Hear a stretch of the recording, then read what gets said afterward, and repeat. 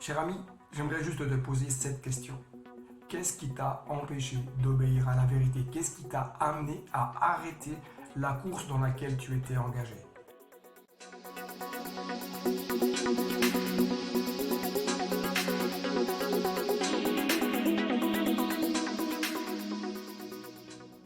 Dans sa lettre que Paul écrit à l'église de Galate, il va écrire ceci, chapitre 5, versets 7 et 8. Vous courriez bien, qui vous a arrêté pour vous empêcher d'obéir à la vérité? Cette influence ne vient pas de celui qui vous appelle. Deux versets très intéressants, parce que nous savons qu'un peu plus loin dans le même chapitre, Paul va parler des fruits de la chair et du fruit de l'esprit. Ici, Paul interpelle les Galates en leur disant, mais vous avez bien couru, vous avez bien avancé, mais qui vous a arrêté pour vous empêcher d'obéir à la vérité? Cher ami, j'aimerais juste te poser cette question. Qu'est-ce qui t'a empêché d'obéir à la vérité? Qu'est-ce qui t'a amené à arrêter la course dans laquelle tu étais engagé? Paul dit clairement que cette influence ne vient pas de celui qui t'a appelé. C'est pourquoi je t'encourage à reprendre la course. Je t'encourage à reprendre cette course dans laquelle Dieu t'a mandaté. L'influence du Saint-Esprit, elle est toujours pour nous amener plus loin, toujours pour nous amener à régler les choses profondes dans notre cœur. L'ennemi va chercher à influencer ta vie pour que tu arrêtes la course.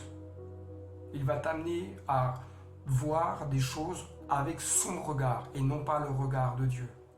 Il va t'amener à analyser certaines situations, certaines prédications avec son regard et non pas le regard du Saint-Esprit. C'est une influence qui va t'amener à laisser jaillir en toi les fruits de la chair et non pas celui de l'esprit. C'est pourquoi je t'encourage à reprendre la course. Reprends la course de la louange, quelle que soit la forme de la louange dans l'église dans laquelle tu es. Reprends la louange. Lorsque tu loues dans l'église, tu loues pour Dieu, tu loues Dieu, tu loues pour le roi des rois, tu ne loues pas pour plaire à un homme. Tu ne loues pas Dieu uniquement je dirais quelque part, dans une forme qui te convient, avec une musique qui te convient, avec des chants qui te conviennent. Tu loues Dieu. Reprends la course de la lecture de la parole de Dieu. L'ennemi, lui, va chercher à influencer nos cœurs pour nous amener à négliger la parole. Cette influence ne vient pas de Dieu. Le Père veut te communiquer son cœur à travers les Écritures. Reprends la course de la lecture. Reprends la course de la méditation de la parole de Dieu. Reprends la course de la prière, de l'adoration, de l'intercession.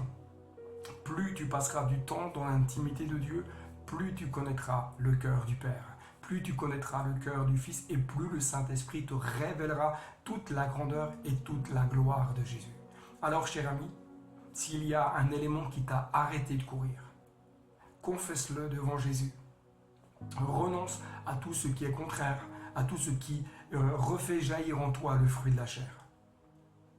Demande pardon à Jésus, reprends ta course, reprends cette marche dans laquelle Dieu t'a appelé et cours jusqu'au bout. Parce que seuls ceux qui courent jusqu'au bout hériteront la couronne. Que Dieu te bénisse et on se dit à très bientôt pour une prochaine capsule. N'oublie pas, le meilleur est devant. Allez, bye bye.